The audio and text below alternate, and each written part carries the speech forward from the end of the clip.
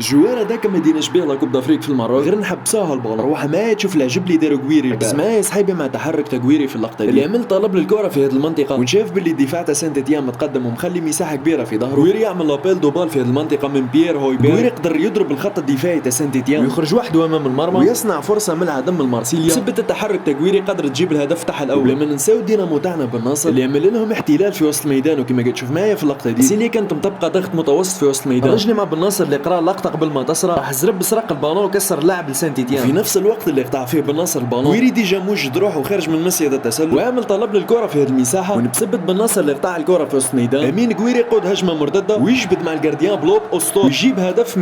جزائري كويري في هذه اللقطه تصرف راس حربه نشوفوه خرج من المنطقه تاعو خلى كل اللاعبين تاع سانت تيام يعملوا انزلاق في هذه المنطقه وخلاو هذه المساحه الكبيره في ظهرهم اللي دخل فيها عمار ديديتش وعمل طلب للكره لكويري يحط له البالون بالملي في راسه ديديتش يطيش البالون بطريقه عكسيه رابيو حطها في الشباك لما نساو الخدمه اللي يخدم فيها بالنصر في وسط الميدان اللي كان ديما يخرج الفريق تاعو من الضغط العالي اللي كان مفروض عليه وينقل الكره من مناطق الضغط للمساحات الفارغه وفي المهمه الرئيسيه تاعو اللي هي تكسير اللاعب بالنصر كان ديما قريب الحمل الكره ويتوقع توجه الخصم ويقطع الكرات في الوقت المناسب تفرج معايا يا صحابي هناك فما بالنصر كان ممتاز في قراءه اللاعب وعرف كيف ماشي يكسر الهجمه تاع سانت تيام ويحولها لهجمه عكسيه لمارسيليا وزيد في نقل الكره من الدفاع للهجوم بالنصر كان في المستوى قدر يتخلص من الضغط اللي عليه ودرك انت صحابي خلي لي رايك في الكومنتات وقول لي اسكو نيفو هذا تكويري بالنصر ولا مش نشوفوا فيه في ليكيب ناسيونال وما تنساش صلي على محمد.